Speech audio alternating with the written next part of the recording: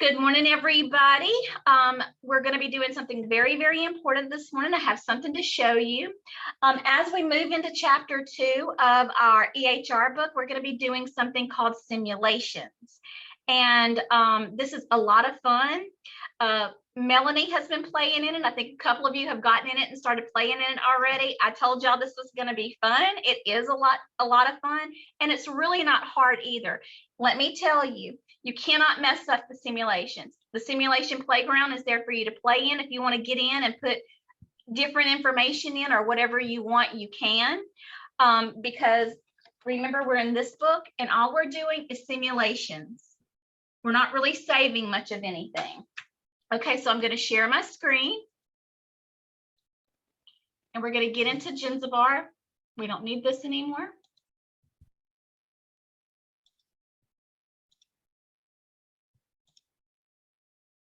So for our module 156, when you click into your module and you go to your coursework, your gray tab on the side over here with all of your resources, you're going to click Simchart for the medical office. And if you actually look at the front of your EHR book at the bottom, it says for the Simchart. So this module 156 and 157 go hand in hand.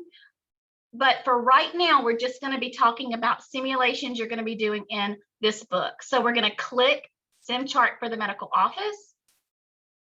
Then you're going to launch the Simchart.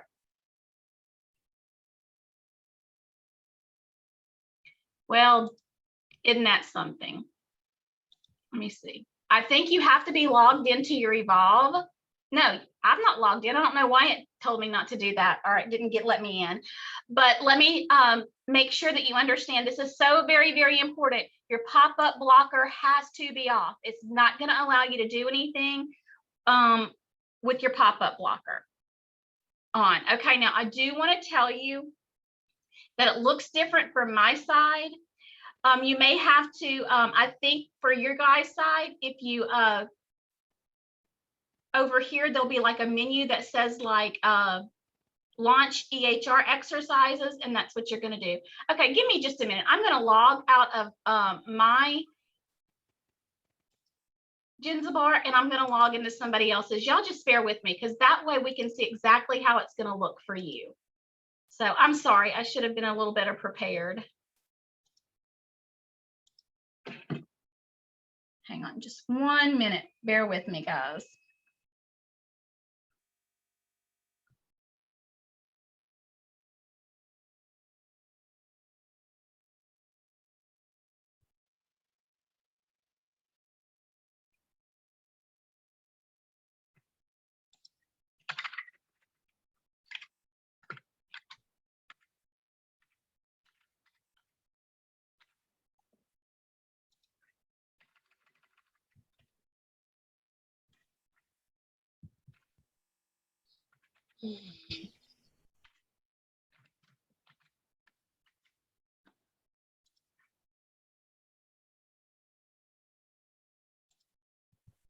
Okay, so we're going to get into 156. You don't even really have to go to coursework. It's just kind of a habit for me. So Simchart for the medical office. You're going to then launch your Simchart.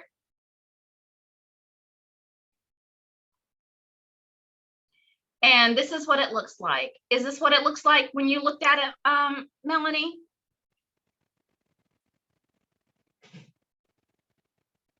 Yeah, that's what it looks like.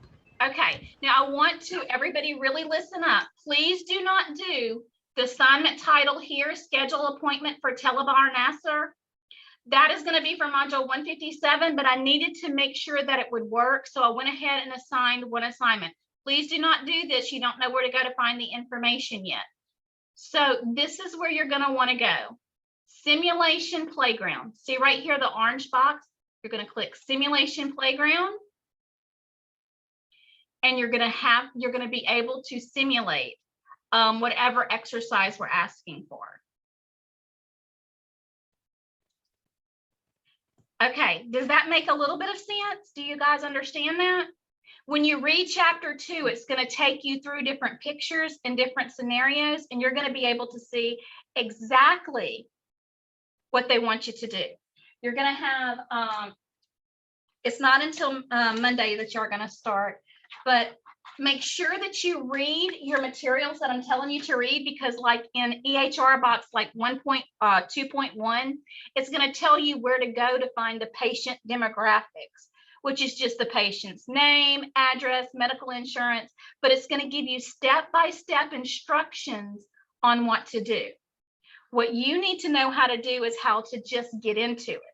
So let's go over it one more time, okay? I'll move out of our way.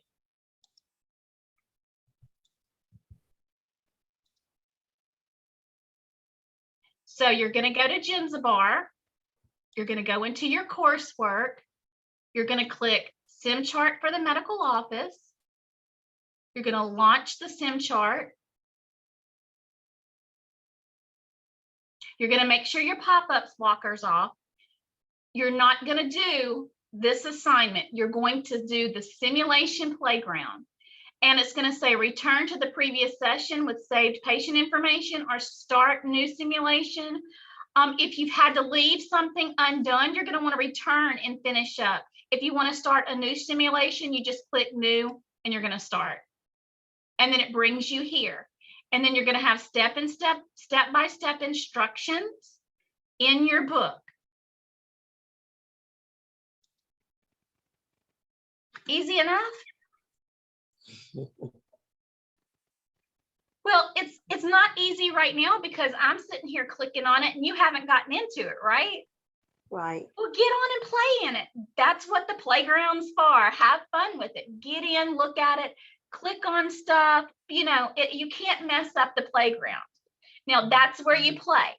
Now, when we get to module 157 and you're doing actual sim charting, you're going to have to save your assignments.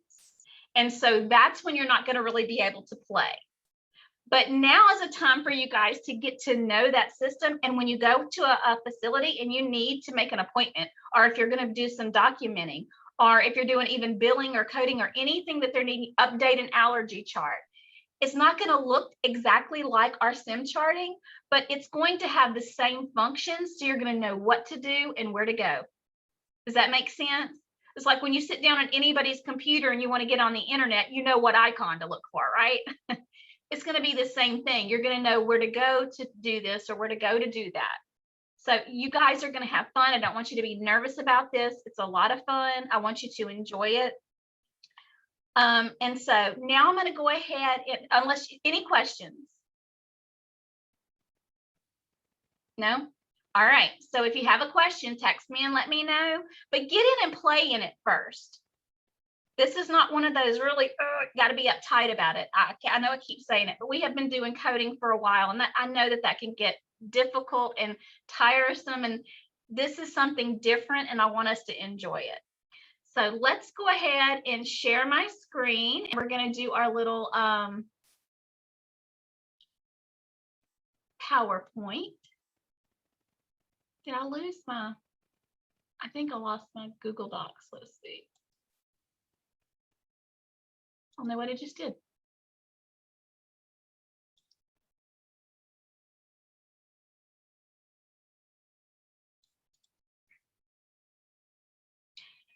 I'm not very well prepared for all of that because we didn't know how it was going to work. So that's why I needed you guys to kind of get in and look at it. Okay, so what we're going to be talking about today is medical insurance cards. So do you think it's important in whatever capacity that you're going to do your job in for medical to know what's on an insurance card and what it means? Oh, yes. So you may know this, but remember, I'm not just talking to you guys. I'm talking to other people who maybe have never worked in the medical field and they don't understand what the insurance card is used for or what you need to take out of the insurance card and what's important. So we're just going to spend some time doing that this morning.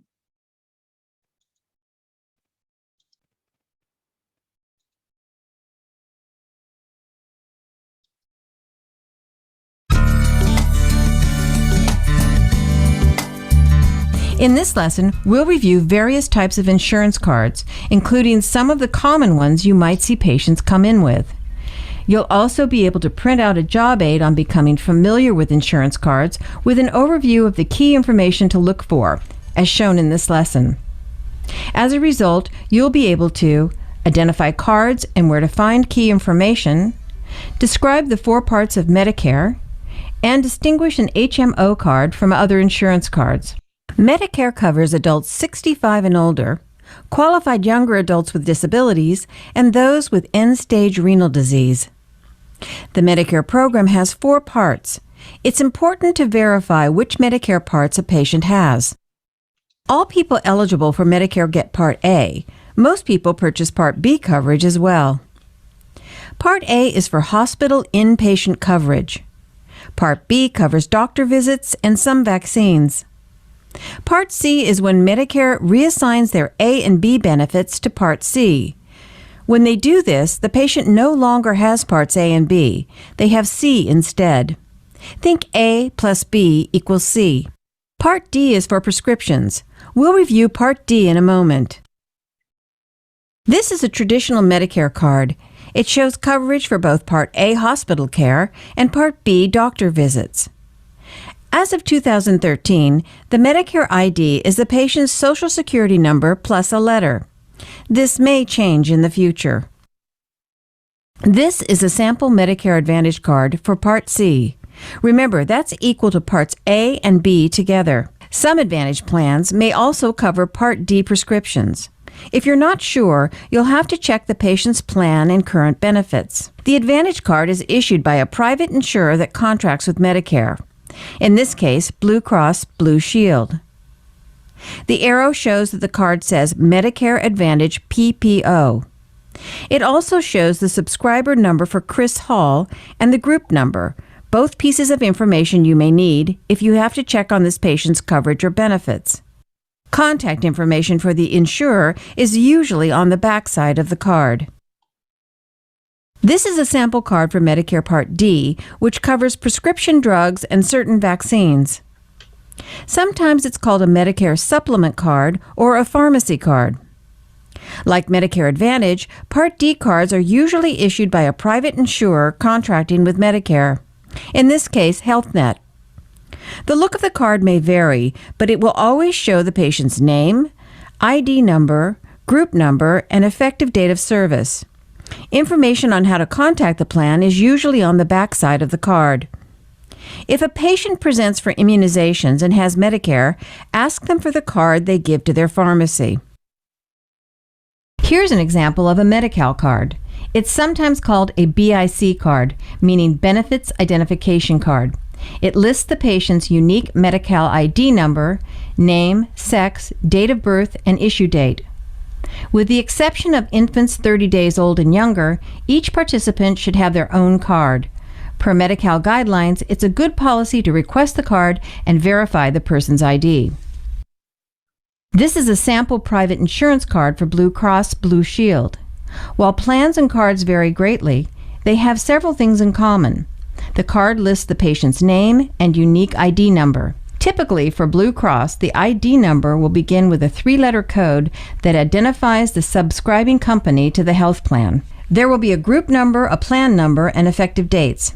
Often it will list that the plan is a PPO, or Preferred Provider Organization. Generally, PPO plans require your clinic to have a contract in place in order to receive payment. That will allow you to bill them as an out-of-network provider.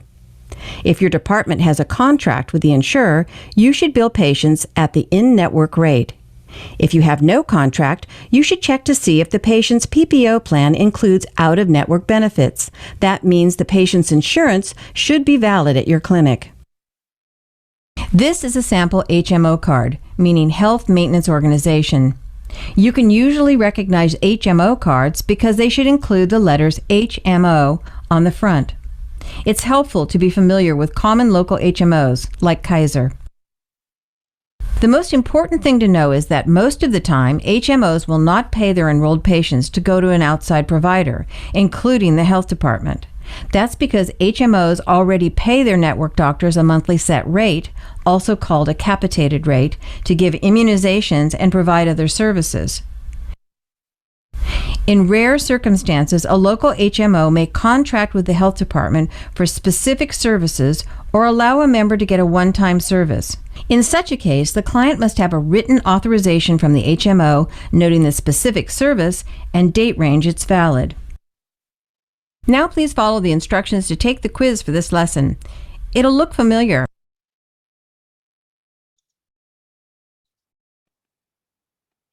Okay.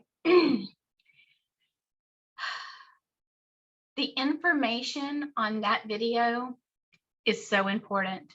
Knowing what an HMO is, what a PPO is, what a copay is, what a deductible is, those, I didn't show you that video because I thought, ooh, this is exciting. I showed you that video because it has such good information in it. Now we need to get deeper at some point, but this is just a little snippet. So who remembers what the 4 parts of Medicare are?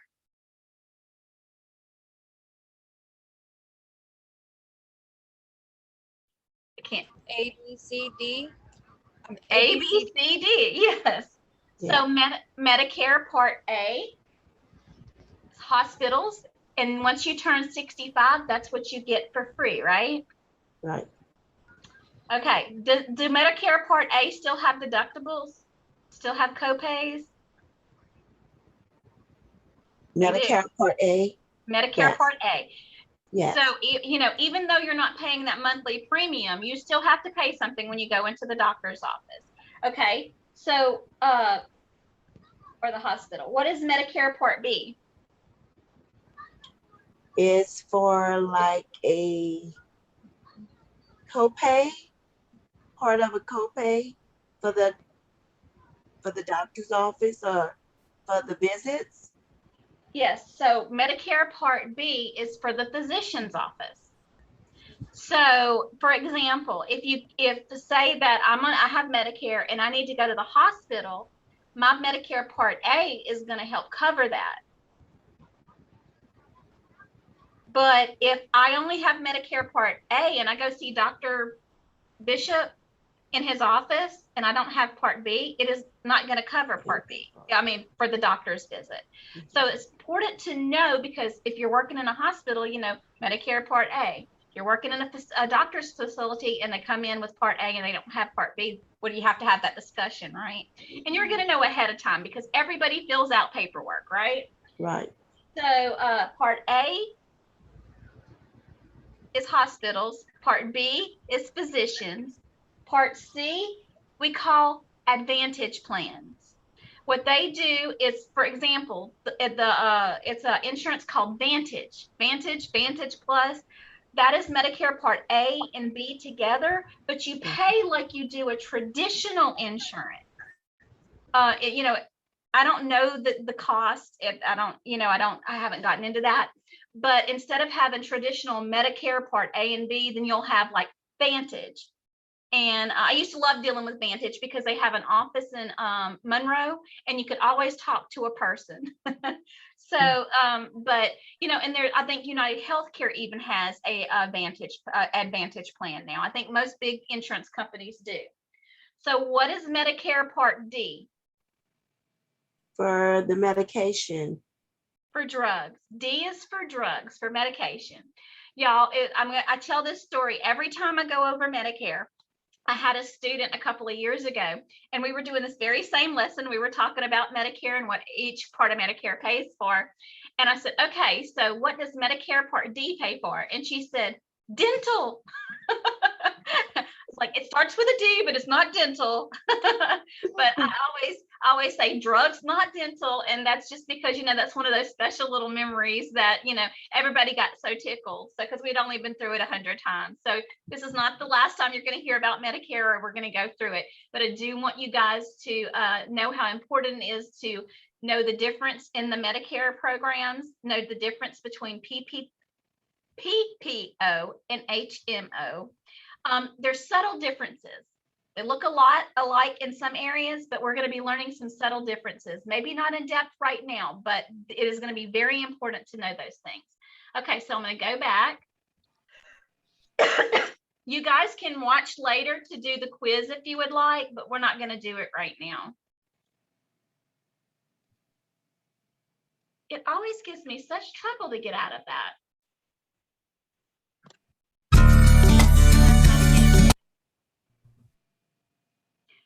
Okay, so this next little video, I know another video.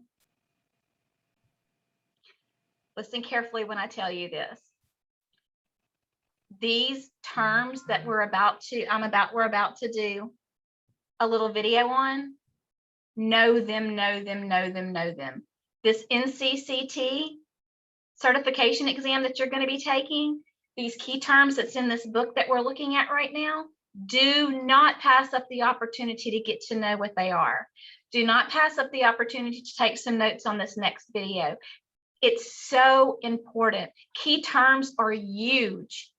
If you know what the key term is in your question and you know what it means, you're going to know your answer.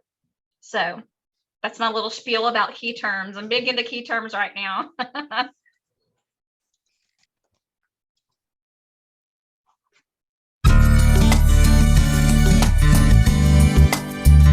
Welcome to an introduction to private insurance terminology.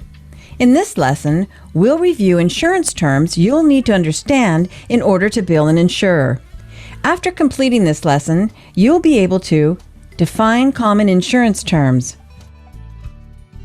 Understanding insurance terminology will help you to relay correct information to your patients. We'll now run through some of the important terms you'll need to understand. When you need a refresher, refer to the downloadable job aid called Insurance Glossary. A deductible is a specific dollar amount a subscriber is responsible for each year. The amount varies greatly from plan to plan. Before the plan will pay any expenses to a provider, the patient must pay their deductible amount to qualified healthcare providers. When the amount has been met, the plan will begin to pay the contracted amount for services. The health plan tracks the deductible amount by monitoring submitted claims. Keep in mind that some preventative services may be available without patients having to spend any of their deductible. It's a good idea to check with the patient's health plan to make sure you're following their rules. Co-payments or copays refer to a specific dollar amount that the patient is required to pay for office visits. The amounts vary greatly within plans and are often different for primary care providers and specialists. For example, a patient's copay for a doctor's visit might be $25. The same patient might have a $35 copay to see a specialist. It's important to understand that the Affordable Care Act requires health plans to cover routine ACIP-recommended immunizations without any copayment or other out-of-pocket costs. Coinsurance is a specified percentage that the subscriber is responsible for after the deductible has been met. The percentage amount varies by plan. Coinsurance typically applies to non-office visit services such as lab work and x-rays. Patients seeing a provider outside their regular health plan are more likely to pay coinsurance. Typically, coinsurance is paid on the day the patient receives the service. However, your department may have protocols for arranging the payment later or working out a payment plan. Here's an example showing 20% coinsurance, meaning the remaining 80% gets paid by the insurer. Let's say after visiting the physician, Mr. Andrews goes to a separate facility to have lab work done. The cost of the lab test is $50. Mr. Andrews' insurance plan pays 80% and leaves a 20% coinsurance for the patient to pay. Assuming Mr. Andrews' deductible has been met for the year, he will owe 20% of the $50 total cost or a $10 coinsurance. He pays this to your clinic. The $10 that the patient paid also needs to be documented to the insurer so it will count towards his annual cap on out-of-pocket expenses. Mr. Andrews' health plan covers 80% of the total cost, or $40. Together, these two sums equal the full cost. You'll bill the patient's insurance company for the full $50, understanding they will pay their 80% share or $40. Later, the insurance explanation of benefits will explain that the $10 was deducted since the patient already paid that amount as coinsurance. Most plans have an out-of-pocket maximum amount that the patient will have to pay per year. When this amount is reached, the plan typically pays 100% of covered expenses for the remainder of the year. Historically, insurance companies could choose the maximum amount of out-of-pocket costs that a patient must pay in a given year. Some plans had no limits. Beginning in 2014, the Affordable Care Act establishes an overall out-of-pocket spending cap of $6,350 for an individual and $12,700 for a family. Those totals include copayments, coinsurance, and deductibles, but not monthly insurance premiums. The private health insurance system and the law are complex. Exceptions may come up, so be sure to check with each plan about their out-of-pocket maximum rules. Now, please follow the instructions to take the quiz. So again, we didn't do the quiz, but these are YouTube, and you can just pull up the stuff on YouTube if you want to. Okay, so let's talk about what we just learned. So copay. Do you guys remember what a copay is? Think about it. When you go into the doctor's office and you get seen by the doctor and they say, okay, Miss Marcia, your copay today is $25. That's an agreed upon amount between your insurance and your provider of what you're gonna pay at each visit. Now, what is deductible? Say I have a $2,500 deductible every year. Before my insurance is gonna kick in and pay 100%, I have to meet that $2,500 deductible. Now, again, we're just talking a little bit about this. We're not doing a huge lesson and you better know this and you're going to have no. Right now, I just want you to get used to hearing these terms because they are so important. Okay. And so that's really all that I have for us today, except for one more thing. Well, I want to add, when we were talking about Medicare and Medicare cards, sometimes if you hear somebody say red, white, and blue card, that is a Medicare card. And they're red, white, and blue. They had talked about changing it at some point, but I don't think they ever have. They used to use your social security number as your policy number for Medicare. But a couple of years ago, they started trying to make changes in that, and now it can be a different number. They thought that was dangerous because if you dropped your Medicare card, then somebody had your social security number and access to all kinds of stuff. So they did put some changes in the place for that. Another thing that I want you to remember, that if you're looking at a Blue Cross Blue Shield card, the first 3 digits are going to be letters. I think Louisiana is XXB. I should know. I put enough Blue Cross Blue Shield cards in demographics in my day. I promise you. So, they usually start with 3 letters. Is that going to help you with anything except just one day you're going to say, oh, I know what this is. It's a Blue Cross Blue Shield card if something's rubbed off because Miss Marcia told me it starts with 3 letters. It's just little things like that when you're glancing at things that helps. But here is something I want to talk about that's a little more fun. Okay, so let me find it. Okay. When you're doing your ebook, this is a paper book. Your ebook is the same thing as this, except it's an ebook form. But I'm going to it's called Security Checkpoint 1.1. And it's called Celebrity Health Records Become Tabloid Fodder Should You Care? So, you're an employee at LaSalle General in Gina. And it just so happens that Garth Brooks's brother lives there. Garth Brooks gets hurt. And his medical records come across your table and you know Garth Brooks is staying there. Gonna run to his room and say, hey, Mr. Brooks, what's up? No, you can't. Are you going to look at his medical records and say, I wonder what he has? Are you going to speak about it to your brother's cousin, sister's boyfriend?